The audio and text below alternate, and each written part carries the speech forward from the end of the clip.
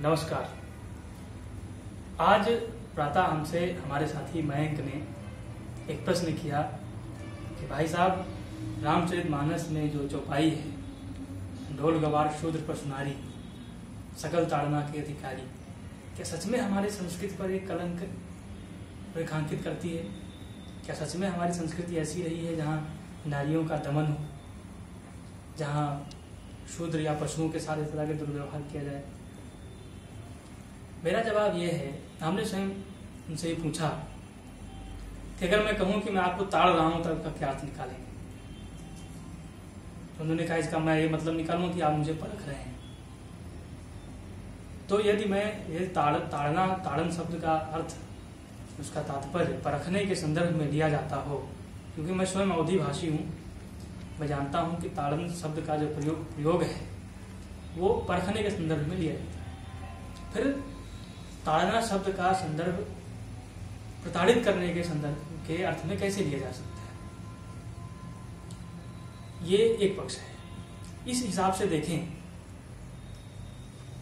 तो रामचरितमानस में गोस्वामी जी ने ये कहने का प्रयास किया है कि स्त्रियों को समझना इतना आसान नहीं है। उनको सकल ताड़ना यानी उनको ढंग से परखने की आवश्यकता है। यही स्थिति पशुओं के संदर्भ में है, यही स्थिति शूद्रों के भी संदर्भ में है।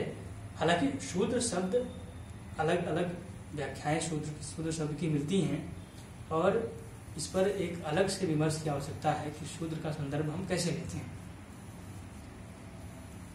और यही स्थिति ढोल को है। अगर आप ढोल या कोई भी वाद्य यंत्र अगर आप लें, अगर उसका परीक्षण ना करें तो आपसे बजा नहीं सकते। उसके बारे में बिना समझे बिना जाने उसको बजा नहीं सकते। यह एक पक्ष है। संस्कृत साहित्य में भी ताड़ना शब्द किस रूप में मिलता है वो मनुस्मृति में है, ताड़यति शिक्षयति च, यानी शिक्षित प्रशिक्षित करने के लिए एक समुचित रूप से दंड देना। अब समुचित दंड का क्या है कि किसी को डांट करके भी समझाया जा सकता है, किसी को प्यार से दो थप्पड़ मार के भी समझाया जा सकता है, लेकिन ये शिक्षण से संबंधित है, ये प्रशिक्षित करने के संदर्भ में है, ये दमन करने के संदर्भ में नहीं है। यदि आप ताड़ना का अर्थ इस रूप में भी लें तो वह प्रशिक्षण के साथ जाके खड़ा होता है, न कि दमन के साथ।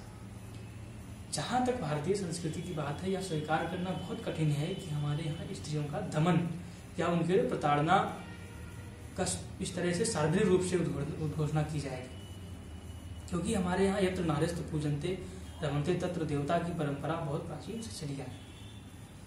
अब पशुओं की अगर बात करें तो भारत से ज्यादा पशु प्रेम विश्व की किसी संस्कृति में नहीं मिलता। भारत ही है जहां पशुओं को पूजा जाता है, चाहे वो सर्प हो, चाहे अन्य पशु हो। हमने पशुओं की उपयोगिता अपने जीवन में पहले स्थापित की और फिर उनका सम्मान किया। हम उनको प्रताड़ित करने की सार्वजनिक उद्घोषणा नहीं कर सकते, लेकिन पशुओं को रखने की उद्घोषणा कर सकते हैं, जैसा कि तुलसीदास ने किया। तो यह कहना पूरी तरह से निराधार है कि यहाँ गोस्वामी जी ने प्रताड़ित करने के संदर्भ में कुछ कहा था। मैं इस बात को काफी समय से अपने मित्रों के बीच साझा करता आ रहा हूँ कि गोस्वामी जी का संदर्भ कहीं से भी प्रताड़ना या दंड देना या दमन करना नहीं है।